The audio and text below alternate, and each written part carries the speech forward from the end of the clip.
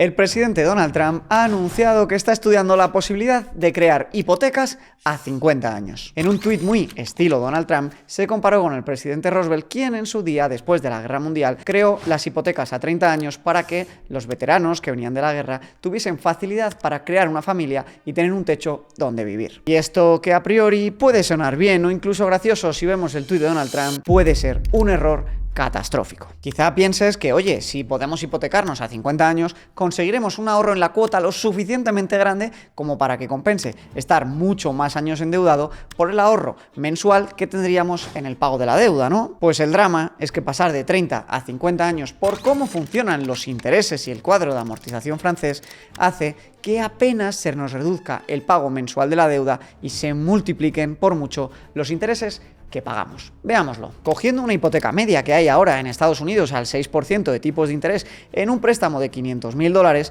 la devolución a 30 años de este tipo de interés con este préstamo sería de unos $3.000 al mes. Si tenemos en cuenta que al pasar a 50 años el tipo de interés tiene que subir, porque tal y como funcionan los tipos de intereses, ocurre que a cuantos más años sea el préstamo, un poquito más de interés se tendrá que pagar. Si ponemos que solamente nos suben el tipo de interés del 6 al 7% en la hipoteca a 50 años, acabaríamos pagando $3.008 por ese mismo préstamo a 50 años. Y esto es asumiendo solo una subida de 1% en los tipos de interés, por pasar de 30 a 50. Pero es que incluso si asumimos exactamente el mismo tipo de interés para un préstamo a 30 años y otro a 50, fijaos la diferencia de cuota mensual. En el cuadro de la izquierda tendríamos que la cuota mensual a 30 años sería 2.289 y a 50 sería 2.094. Es decir, apenas hay un ahorro de 190 euros al mes.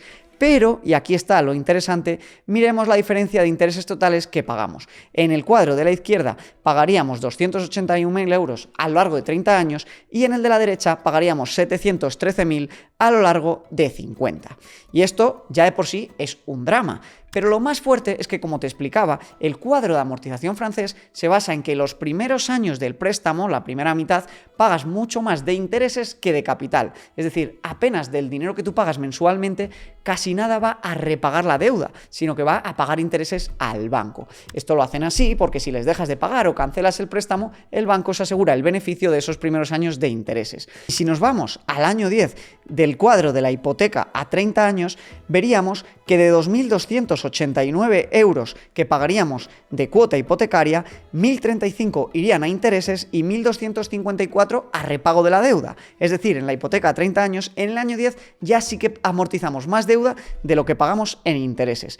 Pero en cambio, si nos vamos al de 50 años, de 2.094 euros de cuota, pagaríamos 1.671 en intereses y solo 422 en cuota hipotecaria. Esto es un auténtico disparate. Y se ve aquí, el año 10, tú sigues debiendo 500 o 1.000 euros y en cambio en el de 30 años solo debes 412.000. Si te vas al año 20, por ejemplo, que sería pues más o menos en el mes 240, en el de 30 años ya solo deberías 237.000 y en ese mismo periodo, pero en el de 50 años, seguirías debiendo 440.000 euros.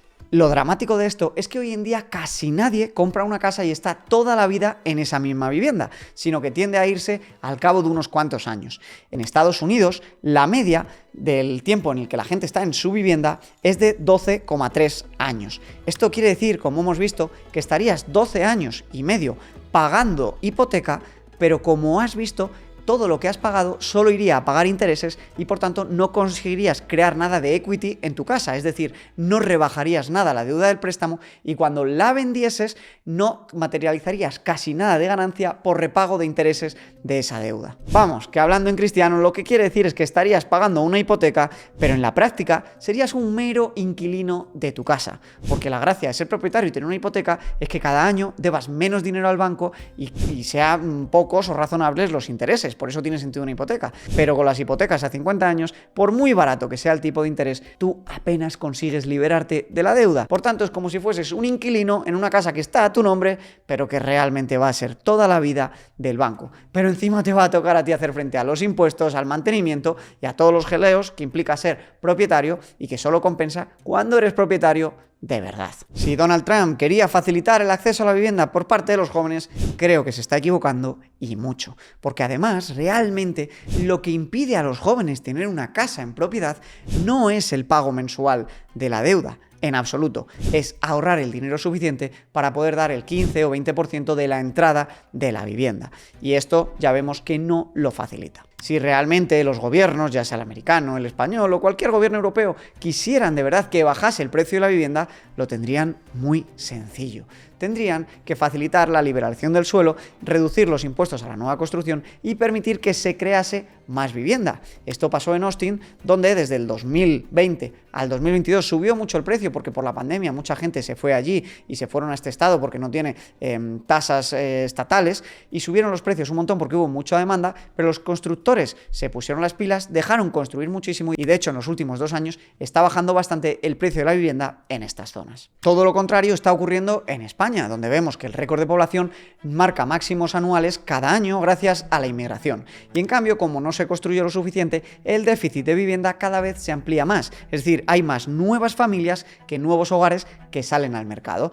Lo dice el Banco de España, lo dice Escribá y lo dicen también todos los centros económicos de estudio independientes. CaixaBank, por ejemplo, prevé que se construyan 156.000 viviendas nuevas en 2026, pero esta cifra de construcción solo va a servir para cubrir el 68% de la demanda que hay. Y esto quiere decir en la práctica que va a haber más gente intentando comprar las pocas casas que hay y por tanto los precios van a subir. Para todos aquellos que estáis siempre con el mito de la vivienda vacía en España o en el resto de países, me gustaría preguntaros dónde está esa vivienda vacía, porque la realidad es que no está ni en Madrid, ni en Barcelona, ni en Valencia, ni en Málaga, ni en Bilbao, ni en San Sebastián, ni en ninguna de las grandes ciudades donde está el trabajo. Las viviendas vacías, por desgracia, están donde la gente no quiere vivir, o bien porque no son lugares agradables para vivir, o bien, en la mayoría de los casos, porque no hay trabajo y la gente tiene que ir donde hay falta de vivienda, que es donde están las grandes urbes y donde está el trabajo. El drama que siguen teniendo los jóvenes es que el precio de la vivienda está subiendo en estos últimos años a más ritmo del que los jóvenes pueden ahorrar para llegar a dar esa entrada que les permita hipotecarse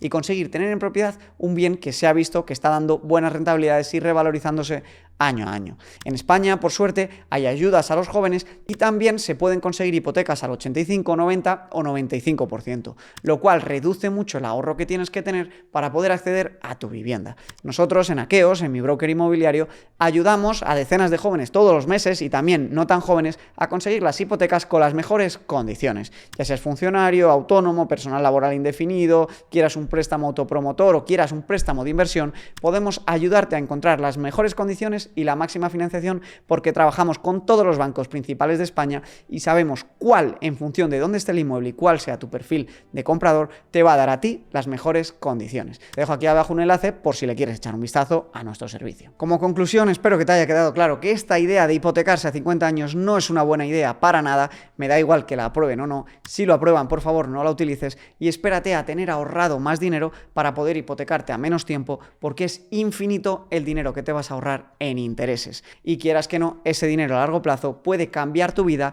y que sientas que por mucho que pagas al banco no consigas ver rebajar la deuda es una situación totalmente estresante.